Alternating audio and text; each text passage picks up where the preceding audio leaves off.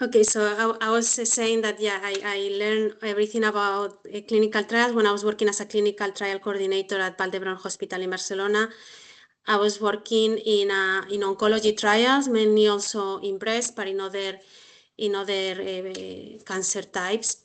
And while I was doing when I was doing this work, I was also doing a PhD about breast cancer and the immune system. It was more like a translational research PhD. When I finished the PhD, I started at the same hospital a postdoc about the side effects of the immunotherapy treatments that I was working as a study coordinator. And during that time, I started a collaboration with the NIH in the US. So I moved there at the last year of my postdoc to finalize the project, as I was there as a visiting scientist in the middle of that was in the middle of the pandemic in 2020-21. And while I was there, I started doing the interviews for AstraZeneca, and that's when I moved to the UK. Also, just to have this transparent statement that all the knowledge and the knowledge I'm going to share in this presentation, it represents my personal views and not my position in my current employer. So this is the agenda for today. We will be talking a bit about clinical trials, what are the clinical trials, the documentation, and different stakeholders involved in clinical trials. Then we were talking about the different jobs at the hospital, at the local CRO and industry, and global CRO and industry jobs. And then next steps for looking for jobs while you finish your studies. So what are clinical trials? Clinical trials is a type of research that evaluates the efficacy and the safety of new medical approaches in humans with the goal of developing new methods for the detection, prevention, diagnosis of treatment of disease. Most of the clinical trials in the world, they are done for drugs. So we try to prove if a drug is efficacious and if it's safe to be given to humans. But there are also clinical trials with medical devices. For example, a new pacemaker or a new heart valve. You need to compare with the previous or the standard of care heart valve or pacemakers. With vaccines, it's the same. The vaccines trials are usually very large. You need to include many people. You give very few doses, 1 or 2 doses, and then you follow up the people to see if they develop the disease you are trying to avoid with the vaccine. And then there is also clinical trials with therapeutic medical procedures. Long time ago, the surgeons, they were comparing, for example, to perform mastectomies, removing the whole breast versus removing only the part of the breast where the tumor is.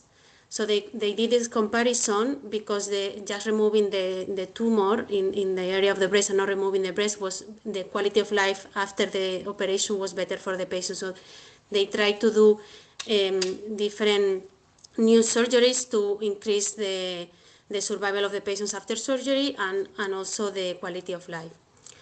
And also there are clinical trials for diagnostic tests, a new MRI, CT scan, a new ultrasound. You need to compare the performance with the standard of care imaging machines that there is already approved. So in this slide, I try to summarize all the different phases for drug development. So I'm going to go one column at a time. So in the drug discovery, the drugs are usually discovered by target selection. So the company, they select a target that is known to be related to a disease. And then the computational biologists, they start to design many different molecules with software programs, and they check the affinity with this target. They select the ones with the higher affinity, and then they try to do some optimization of these molecules, changing some atoms to increase the affinity and to increase also the stability. This is all done with computer programs.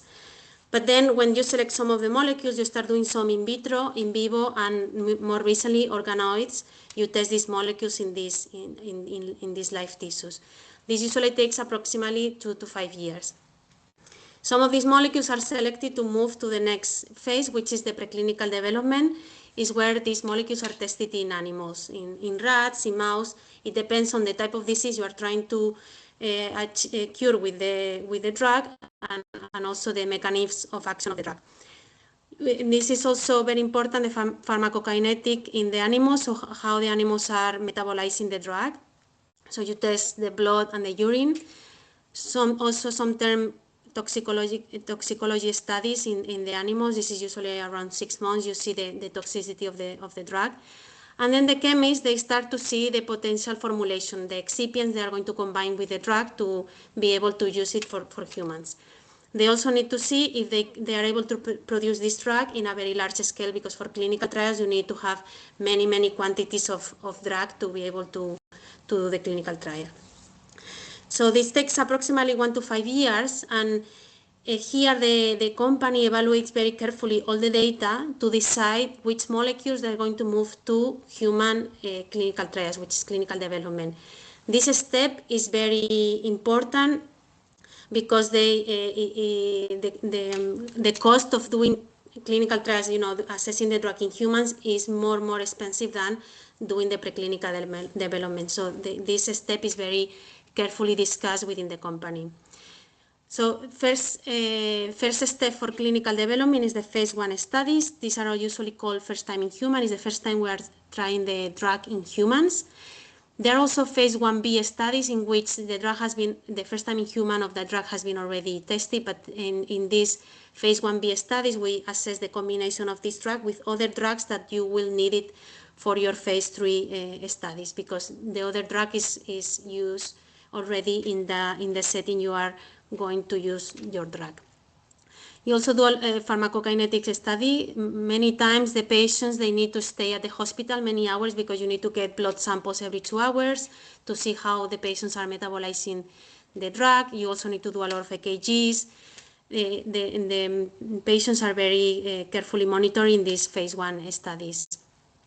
You start checking also the tolerability, the adverse events of the patients you are checking the drug. In cancer, we usually do these phase 1 studies with patients because the risk benefit of participating in the clinical trial is not possible for healthy volunteers, but in other diseases, they do the phase 1 studies with healthy volunteers, and these healthy volunteers are paid for their time. So a lot of drugs here, they don't move to the next phase because usually they're very toxic. So only 70% of these drugs, they go to the phase 2. And these studies are usually quite small, between 20 to 100 healthy volunteers or patients. However, in oncology, we are starting to have these master protocols, we call it like that, in which you have a cohort of patients assessing combinations of drugs. You also have a cohort of patients for breast cancer, another cohort for ovarian cancer, another cohort for prostate cancer. So you open different cohorts of 20 patients each because you want to assess the safety and the efficacy on these different populations, so that you will decide to open different phase 2 studies with the different indications. So this takes also approximately 1 year because the number of patients is, as I said, very small. In the phase 2, we start assessing the drug in a larger patient population, between 100 to 300 patients. And it's where we start also seeing some of the side effects that we didn't see in the phase 1 because they were only assessed in a small number of patients. And we start assessing the efficacy of the drug. In the phase 2 is you usually assess 1 or 2 doses of the drug that you select in your phase 1 studies. And in this study, in between these 2 that you are assessing, you select 1 for the phase 3 study. This step is also very important for a company because, as you can see, the difference in number between the phase 2 and phase 3 studies is quite large. Phase 3 studies are between 800 to 5,000. The study I'm working right now for breast cancer is around 5,000 patients. So the cost of these phase 3 studies are very large. They are usually done in many countries, in many hospitals, so this requires a big investment for the company. So they want to make sure that the study is positive, so the efficacy, they need to choose drugs and the dose that are probably going to be efficacious for the phase 3. So here is where we compare our experimental drug with placebo or with the standard of care. It depends on the setting you are assessing your drug. Sometimes you combine your drug with, in cancer very often, with chemotherapy versus chemotherapy alone. And the studies that are positive, the company prepares the whole regulatory package to submit to the regulatory agencies for approval of the drug so that it can be sold in all the pharmacies in the country that you are sending this. So right now, usually the companies start sending this package in the US. And since a few years ago in Europe, you do a central submission of the package, and is the European Medicine Agencies, which is now in Amsterdam, is the one assessing the whole package for Europe. UK, because of the Brexit, left EU, so now is the UK agency, which is in London, assessing the approval of the drugs in the UK. This takes approximately 1 to 1.5 years. However, if your drug is for an unmet need, which means that the patients, there is not a lot of treatments for this patient population, or the patients are dying, usually the regulatory agencies, they agree to have a fast track review of all your data, and it's usually in around 6 months that they give you an answer if they approve the drug or not. And then the last phase is not always done by all the companies, but it's a larger study, is more observational post-market surveillance of the drug, and here the drug is going to be used in some patient population that they were not included in the clinical trials, because in the clinical trials you try to include an homogeneous population to better assess your safety and efficacy of the drug. Okay, so in order to understand the different jobs and how clinical trials work, it's very important to understand the documents used in clinical trials. So the protocol is a very, very important document. It's like when you go to the lab and you have the instructions for you to do experiments in the lab. So the protocol is the same. We give this document to the hospitals, and the hospitals, they know everything that they need to do to the patient in order to enroll the patient in the study and give them the treatment. Here we also, so that's the inclusion and exclusion criteria. We also explain how to monitor the toxicity, when to decrease the dose, when to interrupt the drug, or when to discontinue the drug. We also have the prohibited medications and all the procedures listed to assess the efficacy and the safety of the drug. The informed consent, also a very important document. This is a process where usually the doctor explains to the patient the risks and benefits of participating in the clinical trial. The doctor usually tells the patient what the patient will do if they don't participate in the clinical trial. What are the alternative treatments for them? So it's very important that this document is signed by the patient and the doctor with the same date, because this is the date where the hospital can start doing all the procedures to include the patient in the clinical trial. The case report form, known as CRF, is a web page. Before it was paper, but now is a web page in which the hospitals report the data of all the procedures that they are doing to the patient at the hospital.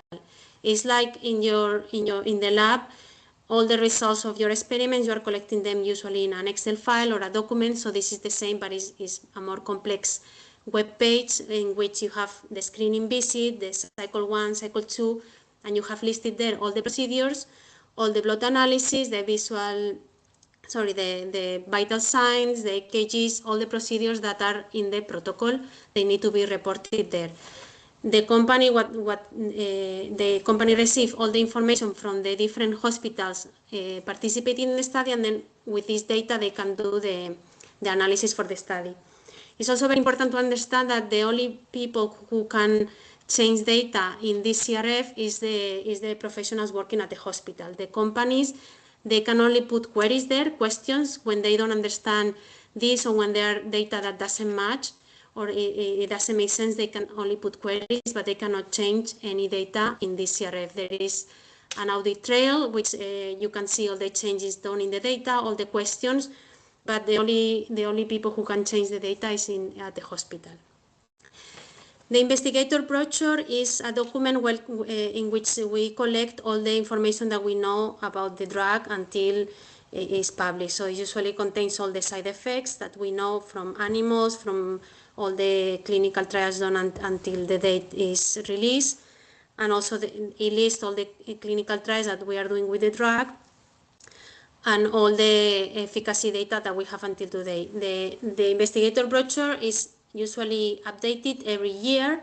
However, if there is new important information, it's updated as soon as possible. For example, the company realized that there are new prohibited medications for your drug, so you need to update the investigator brochure. The laboratory manual is used by the nurses and the pathological department to know how what are the blood samples they need to collect from the patients, the urine samples, hair, whatever biological samples used in the study. In this laboratory manual explains how these are collected and how they should process the samples. The same with in cancer is usually required to send a tumor sample in the beginning of the study of the patient, archival tissue, or a new fresh biopsy, so this is all explained in this laboratory manual. And then the pharmacy manual is used in the pharmacy and explains how they need to prepare the drug, how they need to store it, if at room temperature, at 4 degrees, at -20, how they dispense the drugs. You know, a vial, you need to put the drug of the vial in a bag, how long is the bag can be until it reaches the patient.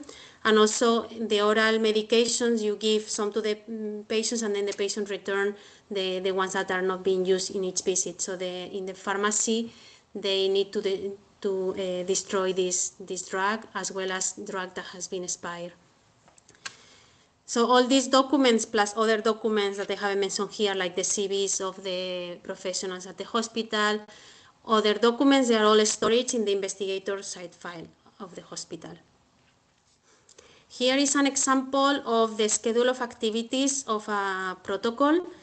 It's usually several pages. It's a table where it gives you, a very fast snapshot of all the procedures that you need to do during the screening phase, at cycle 1, at cycle 2, end of treatment, 30 days follow-up, and follow-up of the patient. So as you can see, here is listed vital sign, weight, height, hematology, all the blood analysis, pregnancy test, everything is listed here. And then when there is an X, the site staff, the hospital staff, they know they need to do this procedure at that visit. Where do the clinical trial professionals work?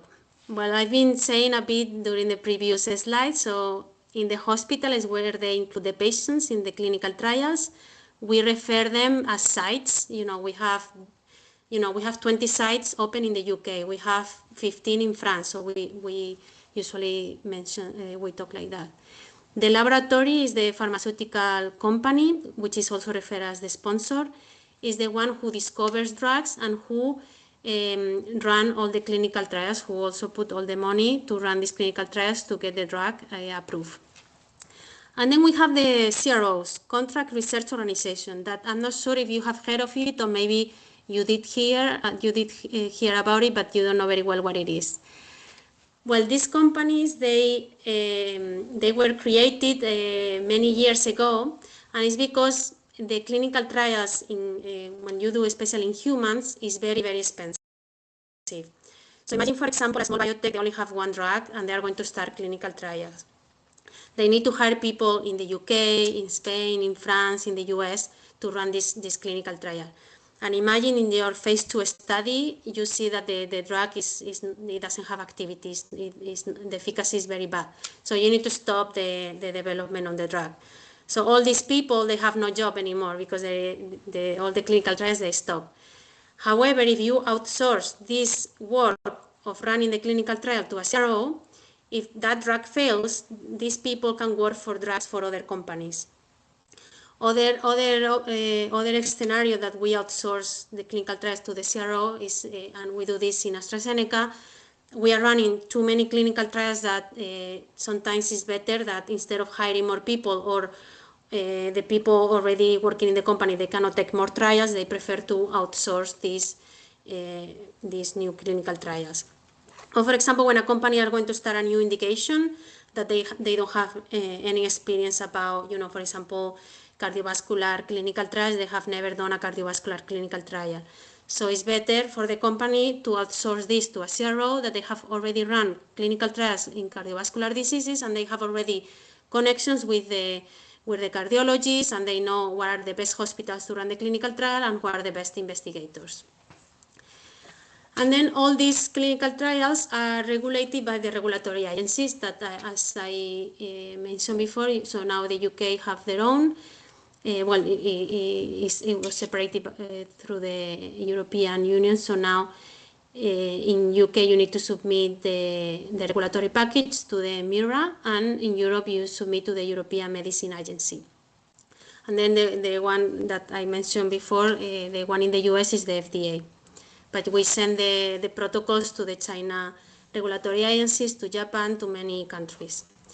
And in every country you need to set up an ethics committee, because they need to review all the documents and materials that you're going to give to the patient, which is they need to review the informed consent to make sure that you are providing a neutral information about the risk and benefits of participating in your study, and you are listing all the side effects of the drug.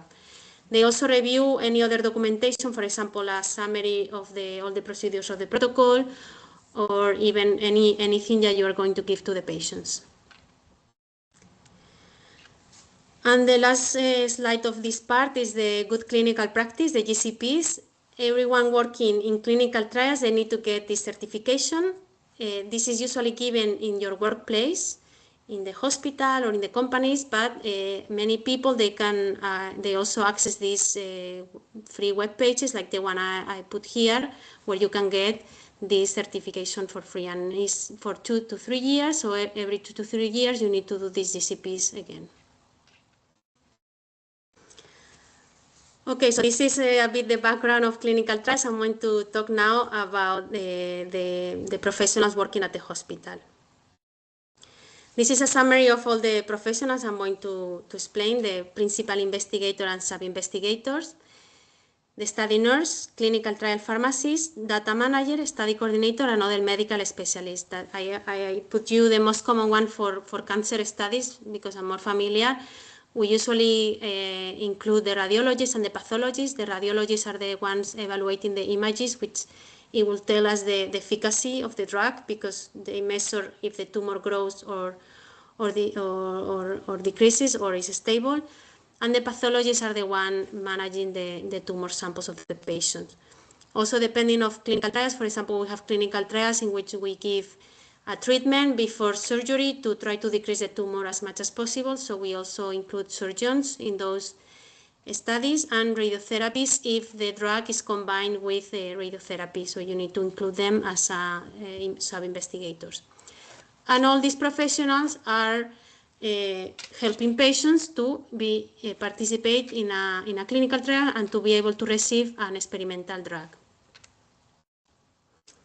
So principal investigators are medical doctors with the corresponding medical specialty. In the studies I'm working for cancer diseases, the principal investigator is usually the oncologist. However, if in some hospitals, for example, the melanoma studies, they are done by the dermatologist, or the breast cancer or gynecological studies are done by the gynecologist and not the oncologist. So it depends on how the hospital has been set up. If you are doing a clinical trial for neurodegenerative diseases, you will be working with neurologists. Their main task in the clinical trial is the medical oversight. So they are responsible for the well-being of the patients. However, they delegate some of the tasks of the clinical trial to the other professionals that I will be talking in the next slides. They are usually the ones obtaining informed consent. This is very important for the patients to understand the risks and benefits of participating in the study, and what are the alternative options if they don't want to participate. They also see they see the patients regularly and to prescribe the treatment if the safety and efficacy results of the test are within what it says on the protocol. If the tumor is still decreasing or if it's stable, they will be continuing on the study, receiving the study drug. However, if they see that the tumor is growing, they say, okay, now the treatment is not working anymore. I need to discontinue this patient from the study drug, and then I need to give him or her another treatment. So they also very important to assess the side effects. So patients may come to the visit and say, I had diarrhea. So the doctor, they need to distinguish if this diarrhea was because of the experimental drug, was because of another drug the patient was taking, or was because the patient had a gastrointestinal virus. So this is very important because, for example, if the doctor says, oh, these side effects is because of the drug, the experimental drug, in the company, we will be evaluating all this data reported in the CRF. And if it's something that for us it doesn't make sense because of the mechanism of action of the drug, we will start asking questions about why you think this is because of the drug, so to better understand their assessment. Because all the side effects that are related to the study drug, this will be put it when the drug is approved as a potential adverse events of the drug. They also need to record the concomitant medication. As I mentioned before, we assess the medication, and it's possible that we realize that some medication have interaction with the experimental drug. So this needs to be maybe put it in the protocol as prohibited medication. So it's very important, especially in the first studies of the drug, to collect this information very carefully.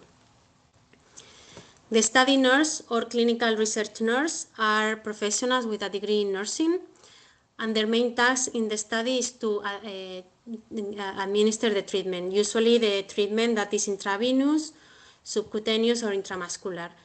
The oral medications are usually given by the pharmacist or by the study coordinators. They also do, when they are administering the drugs, they are also collecting the samples using this nurse kit. As you can see in this box, you have all the tubes to collect the blood, and then you also have the tube to collect urine, and you have all the tools you need to process those samples using the lab manual that the sponsor has provided. This is called the requisition, and in the requisition they write the patient number, the date where they are collecting the samples, the visit, and all the data required in the requisition. And they also are in charge of sending these samples. They put it back in the box. They usually send it, but depending how the hospitals are organized, it's possible that in other hospitals is the study coordinator sending these samples to the central lab. And they also perform the electrocardiograms and collect the vital signs. These two procedures are practically in all the clinical trials protocols. So they usually require, and in some protocols they require to do a triplicate of the EKGs. The clinical research pharmacists are professionals with a degree in pharmacy that they work in the pharmacy of the hospital. Depending on how big is the hospital, they may have even more than one. And for example, in the hospital I work in Spain, we had a pharmacy only for clinical trials because we had many clinical trials at the hospital. So for cancer and hematological cancers, we have 600 trials open in the hospital. So there were a pharmacy only for those trials, and then there were another 3 pharmacists for managing drugs that are given to the people who are hospitalized in the hospital, or some drugs that are very serious or very expensive, and they are only given by the pharmacists at the hospital. For example, drugs for HIV or some oral drugs for cancer. The patients, they need to go to the pharmacy at the hospital. They cannot buy these drugs in the retail pharmacies. So their task in the clinical trial is to receive all the drugs that are going to be used in the clinical trial, which can be the experimental drug, but also the standard of care drugs that are going to be combined with the experimental drug. They also take care of the storage and dispensing the study medication, which could be giving the oral medication to the patients, or getting the vials and then preparing the vials in the bag. This is usually done by the pharmacy technicians, putting the vial in the bag. And there is a program is used for stratification of patients and randomization. So in a double-blind study, the doctors, the nurses, everyone that is in contact with the patients, they don't know what the patient is doing. But the pharmacists, they need to go into this program and they realize to this patient, I need to give him or her placebo. To this one, I will give him or her the experimental drug. So they have a control or which what vial and what bottle are given to each patient. Here, as you can see, the drugs used in clinical trials are very different from drugs that are already commercialized, so they don't have a nice label. It's a label used in clinical trials, and usually you write down the subject in these labels, and for oral medication, you write the date that you give the bottle to the patient, and then you will write after when the patient has returned you the bottle, because after that, you will be doing the compliance of the drug. So if in a cycle, the patients who have taken 30 tablets, but they return you 2, it means that they only took 28. So the compliance was not 100%. And these 2 tablets, they need to be destroyed. The study coordinator or clinical research coordinator are professionals that they have scientific and healthcare backgrounds. So this professional usually is where the doctor delegate a lot of the protocol activities to them. Because in a clinical trial, usually you do many more things to the patients because you need to assess the safety and efficacy of a drug that you don't know if it's going to work or not. So there are extra procedures that you usually do. So as I mentioned, they usually schedule the imaging of the studies, so the CT scans or the mammographies or the MRIs. In a clinical trial, you do it every 6 weeks, every 9 weeks, 12 weeks, depending of the protocol. So these are usually scheduled by the study coordinators. The blood, as I mentioned before, they can send the blood to the central vendor, or it could be the nurses doing this. The treatment allocation is, this is done together with the pharmacy, so because they are the ones that they know when the patient is going to be screened in the study and then they are the ones registering the patient for the first time in this program and then randomizing the patient, and after that, this randomization is where the pharmacists, they go to this program and they check the treatment allocation that has been given to the patient. Very important task is reporting the serious adverse events within 24 hours of knowing the adverse events. This is usually done with the principal investigator or the sub-investigator. This serious adverse event is reported in the CRF, and the sponsor, the laboratory sponsoring the study, usually receive alerts of this serious adverse event. And there is different categories for, different reasons for reporting something as a serious adverse event, and it's usually a hospitalization more than 24 hours, a medical important event, a pregnancy, a death, or a normality, an abnormality in any parameters per protocol. They do shipment on the samples. In the recent years, there is a lot of quality of life questionnaires that are usually done using a tablet.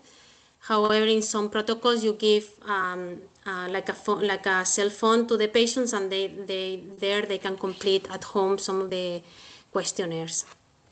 They are also in charge of all the documentation in the hospital, so they collect all the informed consent signed by the patients, all the CVs, all every investigator brochure that is sent to the hospital. They need to collect this information and make sure is accessible to the rest of the professionals.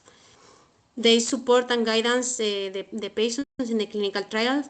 So when a patient signs the informed consent and participates in a clinical trial, they usually give their phone number to the study coordinator, and the study coordinator also gives the phone number to the patient, so that if the patient has an adverse event at home, or if the patient has questions about the trial, they usually call the study coordinator, and the study coordinator gives some advice or may ask other professionals at the hospital to give guidance to the patients.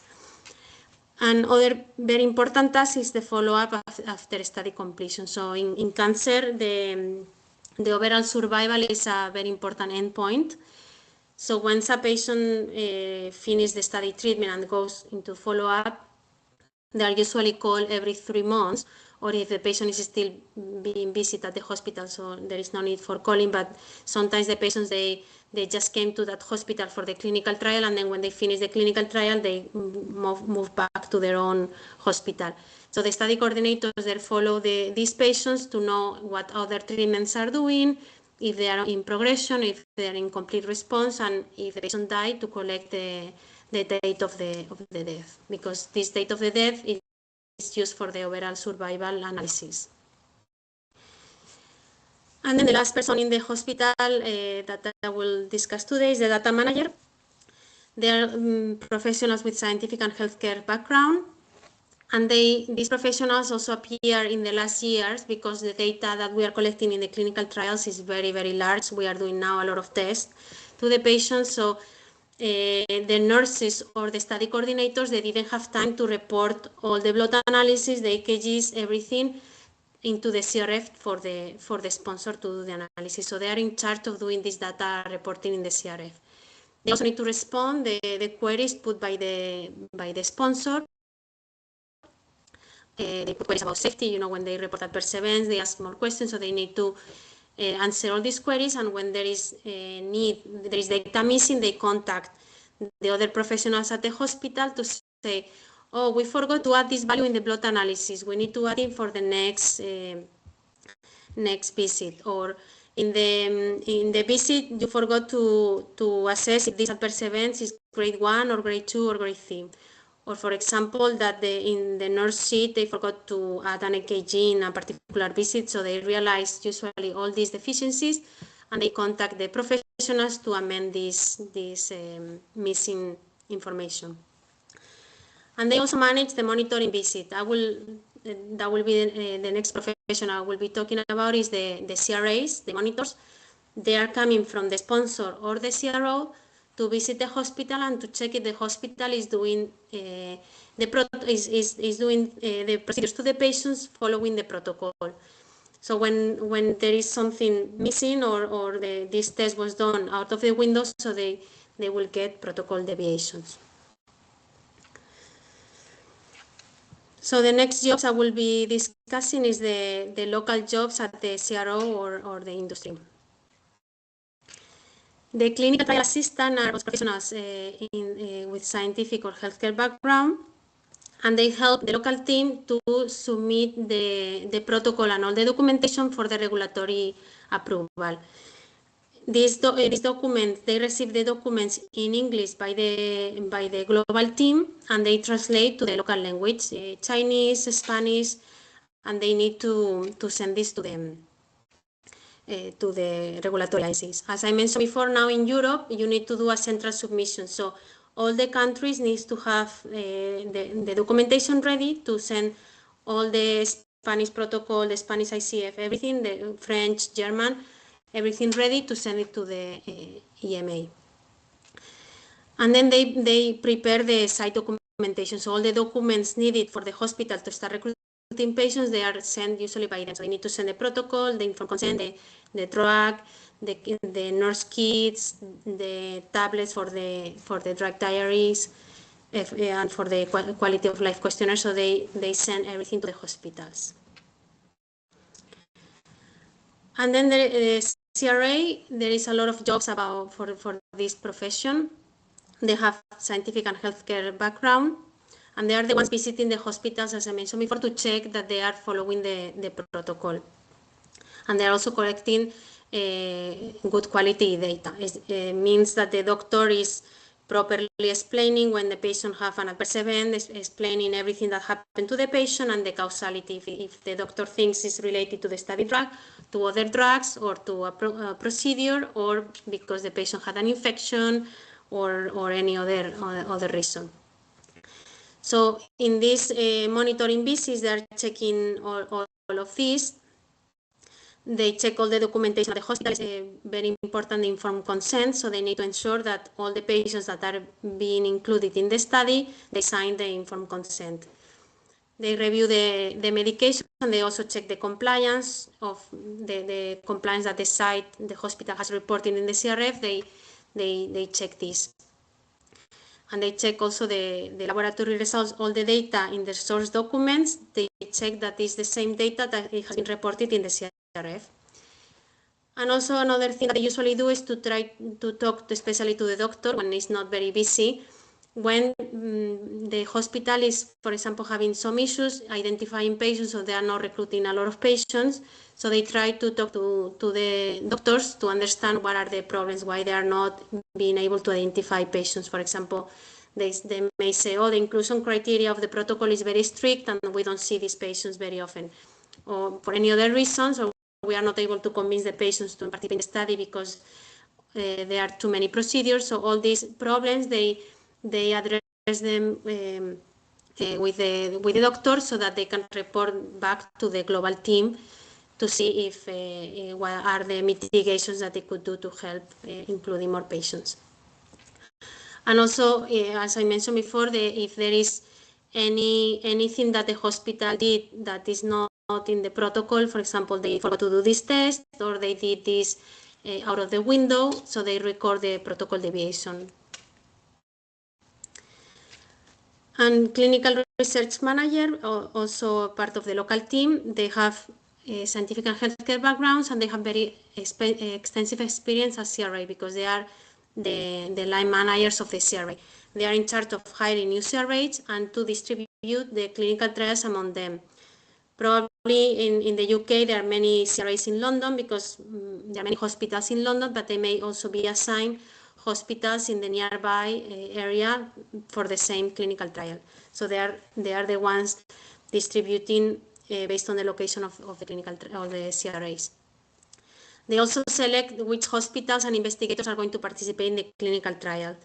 Some of the investigators are already chosen by the global team because they have already a relationship with the investigator or is part of the steering committee, but the rest of the investigators in a particular country, they are usually selected by them because they know which hospitals, for example, if it's a clinical trial, very innovative. This happened, for example, with the CAR T-cell studies that you needed to work with the intensive care unit, and not all the hospitals could participate in these trials because of the relationship with the intensive care unit, or maybe because the intensive care unit couldn't allow to have all these patients because they were already very busy. So all these innovative trials, they require to do a very important feasibility of the hospital to assess if they could run the clinical trial.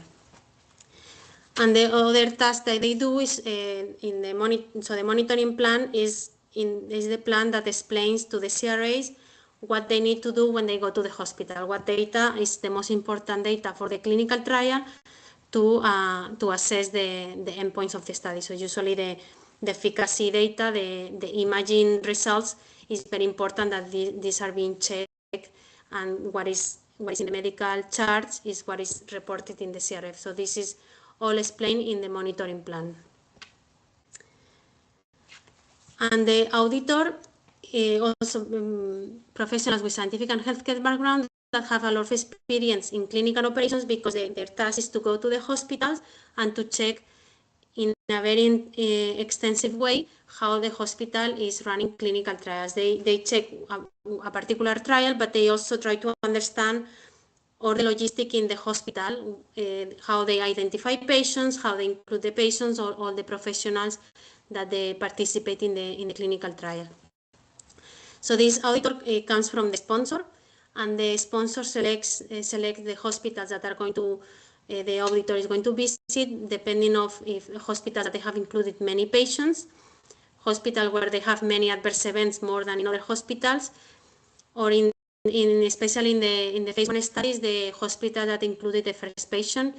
Sometimes this is chosen by the sponsor to have an auditor visit them. And also hospital with major deviation. So major deviation, for example, is a patient that he was not supposed to be it didn't fit it didn't meet the inclusion or exclusion criteria, but it was included in the study. So these are major deviations, or when you have given a prohibited medication to the patient. So all of these that are recorded by the CRA, these are the deviations that the sponsor, the global team, sees for every hospital.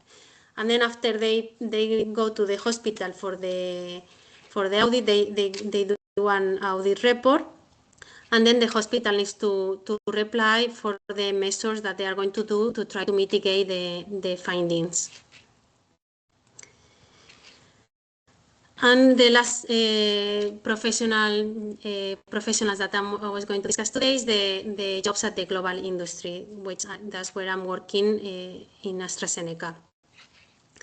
So one is the translational researcher. They're scientific professionals with scientific healthcare backgrounds. They are usually scientists with PhDs and usually postdocs. So they research with the clinical trial samples to discover new biomarkers. So in cancer is tumor samples, as this is one picture of a tumor sample, or the ctDNA for different analysis, mutations, copy number alterations. So these are called liquid biopsies. They research with all these samples received from the hospitals to research especially new biomarkers and to try to identify biomarkers that could predict the efficacy of the drug. They usually collaborate with external researchers because external researchers may be experts in a particular technology and is a technology that the company has never used, so they prefer to collaborate with this external investigator to learn more about the technique and how to apply it into the clinical samples. And they also contract and evaluate vendors because, you know, in a clinical trial of 1,000 patients, we collect more than 1,000 samples. So sometimes we don't have the capabilities in the sponsors to run the assays, so they externalize these assays to other vendors. And some of the tests you can only do it with a particular company because it's a test that the company invented, so you need to send the samples to the company. Personalized medicine manager is it could be mixed with the previous job. They have very similar backgrounds. However, these personalized medicine managers, they implement known biomarkers in the clinical trial. So there are biomarkers in which you are going to select your patient population. For example, these ESR1 mutations. So you test all your patients, and these patients that are positive for ESR mutations, they are at higher probability of the disease, and these are the patients that you want to include in your clinical trial. So they set up this test in the clinical trial because if the trial is positive, then the company is going to offer to the regulatory agencies, so you will be marketing a CDX and RX, the pair of companion diagnostic test and the treatment. So instead of giving the treatment to everyone, all the patients, they need to do the test first, and then if they are positive for this test, then they will receive the drug. So very similar also to the previous professional translational researcher. Some of these tests, they cannot be done at the sponsor, at the laboratory, so they need to outsource this. And they select the vendors based on the quality, but very important, the turnaround time, how fast they can give the results to the hospital, because in diseases like cancer, the patients, they cannot be waiting very long to receive treatment. So you need to give them this result as soon as possible so that they can be included in the study and receive treatment. And during the study, so they manage the vendor, and when the recruitment is finalized, they collect all the results from the vendor. The regulatory affairs specialists, they are scientific and healthcare professionals, usually scientists with PhDs. And these are the ones helping us to prepare the scientific advice. This is a briefing document in which we check with the usually FDA and EMA about the design of the clinical trial. We do this before sending the full protocol because we wanted to know what they think and if it's likely that the clinical trial will be approved. So as I said, we usually do with this FDA and EMA because they are the most important markets. So once they agree with our design, we prepare the protocol, and then we send the full package for approval of the clinical trial. Also for the other countries like China, Japan, the regulatory affairs specialists, they coordinate with the local teams to to send them all the information so that they can translate it and then do the regulatory submission in their own country. And also at the end of a phase 3 study, if the study is positive, they also prepare the approval of the drug. The drug has been already approved if it's a new indication, so they prepare all the package to the regulatory agencies. The pharmacovigilance or safety manager are scientific and healthcare professionals, usually with PhDs and physicians. In AstraZeneca, we have, for each clinical trial, we have a scientist and a physician assessing the safety of the study. Well, the safety of the study, and then they also check the safety of the entire program, all the clinical trials that we are doing with the molecule. They are the ones in charge of preparing and updating the investigator brochure. This is done in collaboration with other departments, but they are the one leading this update. And they are also in charge of reporting to the regulatory agencies the SUSARs, the suspected and expected serious adverse reactions. This is usually required to report it in between 5 to 15 days that the sponsor becomes aware of the side effect. The global clinical operational manager, they are usually professionals with scientific background, more rare healthcare professionals, but we have nurses at my company doing this role. So they are in charge of selecting which countries we are going to run the clinical trial.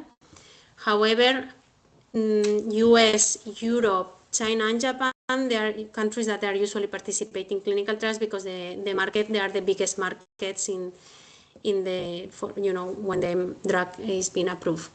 Canada also is usually participating in the clinical trials. They select and manage the vendors that are going to be used in the clinical trials. So the tablets that are going to be used by the hospitals with the questionnaires or scales, the samples, the central lab to prepare the nurse kits, the imaging. In some clinical trials, you need to upload the CT scans or the mammographies to a program so that the sponsor review the central assessment of the imaging of the patients, and then they select the vendor for the CRF.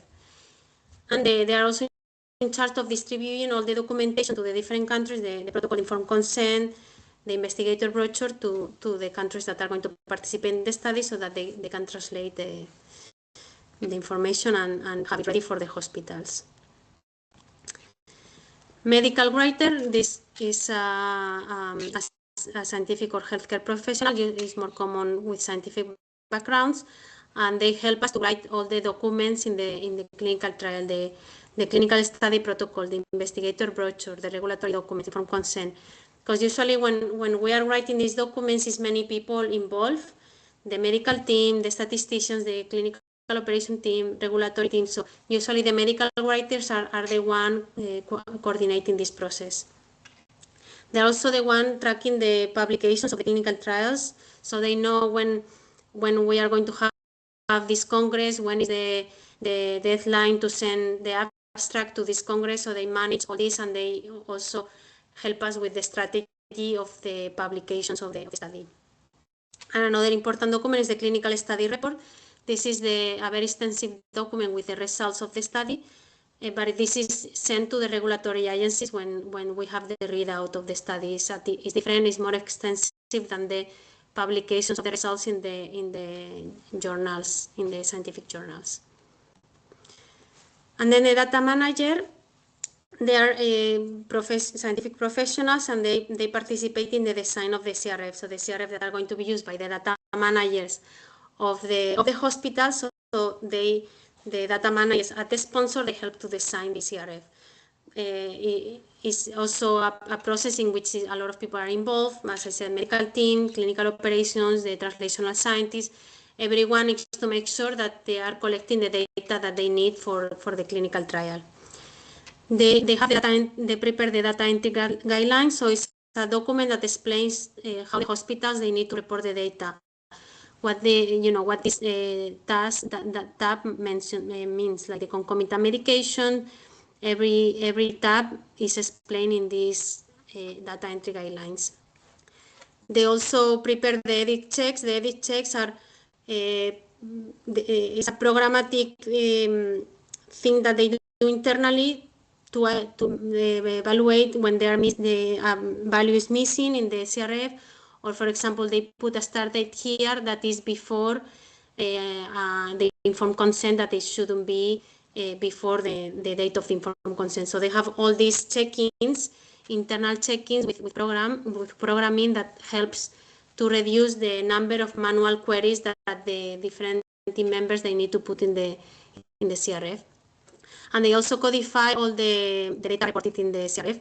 For example, the medical procedures, mastectomies, pancreatitis, all these medical procedures, we use the MEDRA dictionary, because sometimes the sites they report it in their own language, so if they have mistakes, so this MEDRA dictionary help us to homogenize these terms so that we can do analysis. And the same with the drugs. For the drugs, we use ATC classification system, so it helps us to codify these drugs, and then we can also do analysis with them.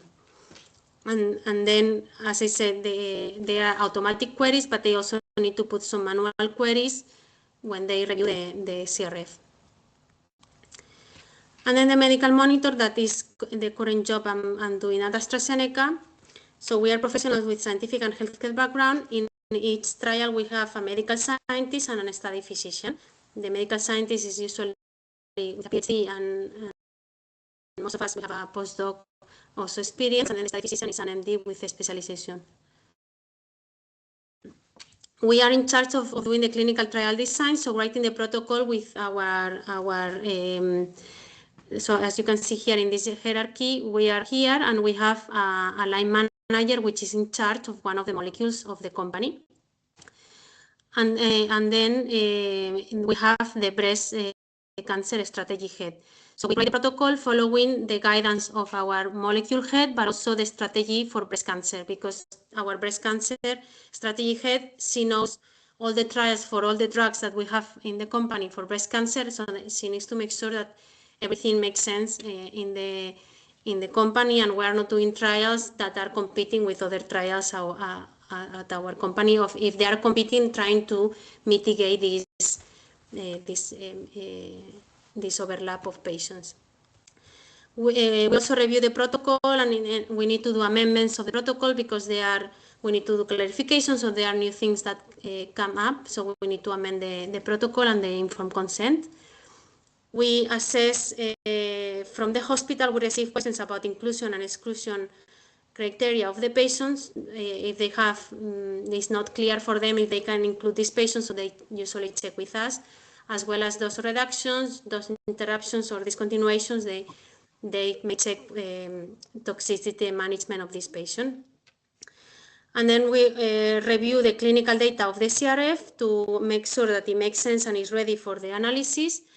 And we work with the statisticians when we do the data cutoff of the study. We work with the statisticians to analyze the data and to create the tables, figures, and listing for the publications.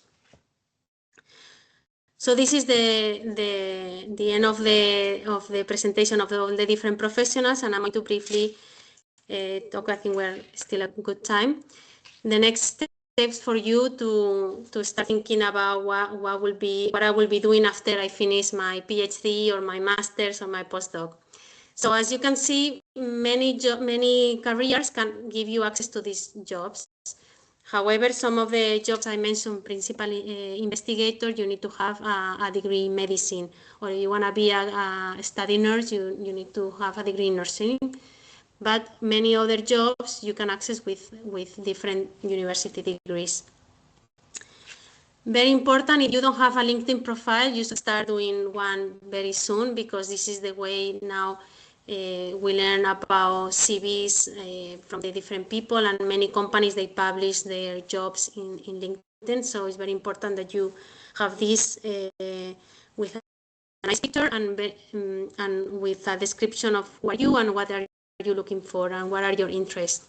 And very important also you connect with professionals in the field you want to be in. And also just to finalize, this is the book I mentioned in my presentation. So a long time ago when I was in the high school, I also have probably many questions as you are having now, like I like science, but what can I do with a biology degree or biochemistry degree or chemistry degree? What are all the options? Because for me, the only options, it was to do research or to do teaching or working in a high school or in the university teaching students. So I didn't know many of the options in the university, in the industry, or in the government, or in hospital. There is jobs that are not the most common ones. So I was very interested to resolve this problem or to help people who were in the similar situation as me, and that's how this idea came in of writing a book listing all the jobs that you could do if you are interested in life sciences or healthcare. So I published the book in Spanish in 24, and last year I worked very closely with Springer because I sent them the book in Spanish. They liked the idea very much, and they helped me with translating the book. And also I tried to make the book more international with more examples from China, from Japan, from the UK, from the US, so that the book is more international. And I published this a few weeks ago in January. So I'm very happy because now the book is going to help many people around the globe.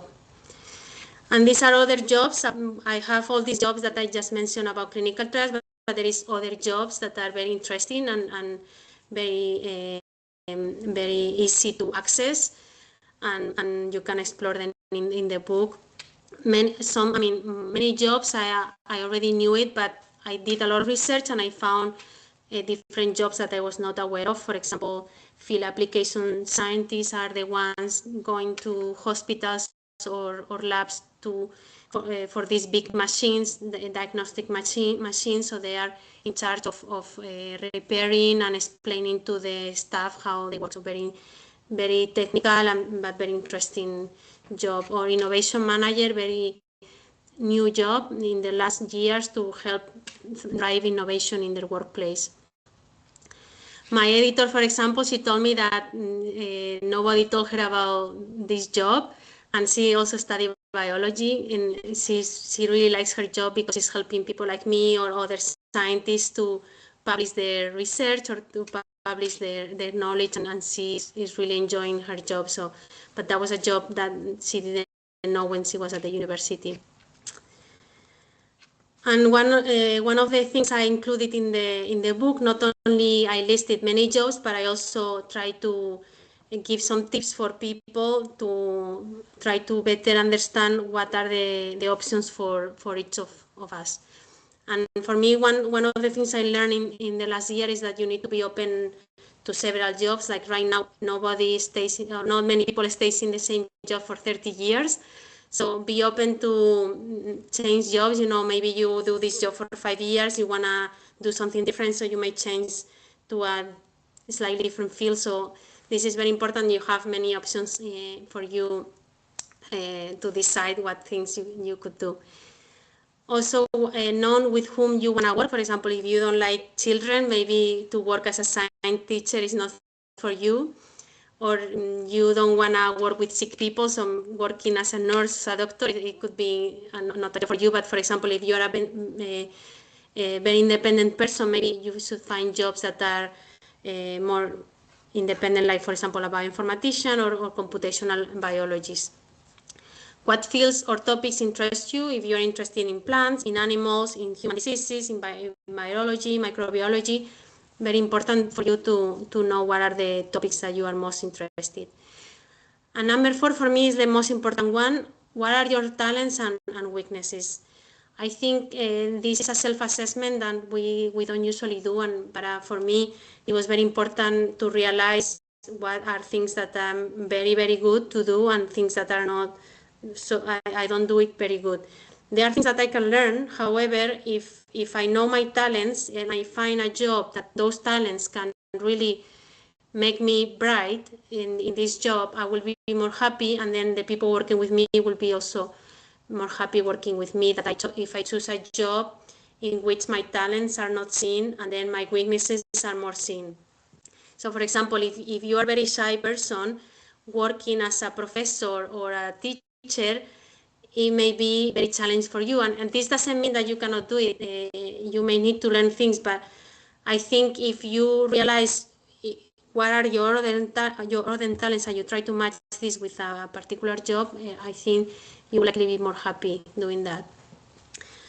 The number 5, what are the daily activities of the job? Some jobs require a lot of traveling, a lot of moving around, especially in the hospital. You are all the time going from one place to another place, or in the lab as well.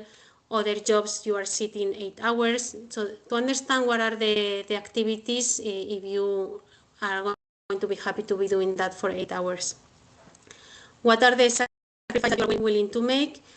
If, for example, you don't want to leave your country, there are jobs that you may not be able to do it. Or if you want to live in the town you are born, for example, if you want to work in a regulatory agency, in the UK it's only in London. In Europe it's in Amsterdam, and then the different regulatory agencies in each country is in the capital of the city. So there are jobs that you need to move to do this job in a particular city. If you like marine biology, you need to go to a place where they have an aquarium or they have university close to the ocean to be able to do research in marine biology. So if you are not willing to make those sacrifices, there are jobs that you should remove from your list. Also very important, the salary and responsibilities. There are some jobs that the growth in salary and responsibilities is more difficult. Other jobs are easier. In the industry, usually you are able to have increased responsibility, but in jobs in the university or hospital, sometimes it's not very easy, especially if they are very small places, like small hospital or a small university or high school. The growth there is more difficult. Stay active on networking, so trying to sign up courses like this or going to events like I think Career Service has yesterday, networking event. This is very important so that you meet other professionals and you learn from other people what are the jobs they are doing, the company they are working, and can give you some insights of if you may like to do that or not. Also, your family and friends are an important source of information, so they know you very well. They can tell you, oh, I think you will be a very good nurse, or you may be a very good psychologist because you are a great listener. So they can give you some advice on how they will see you in the workplace. And then attend scientific and social events. In the university, I think they do a lot of talks and they invite professionals to give a symposium, a talk within a symposium or a congress. So it's very important to attend those social events and scientific events.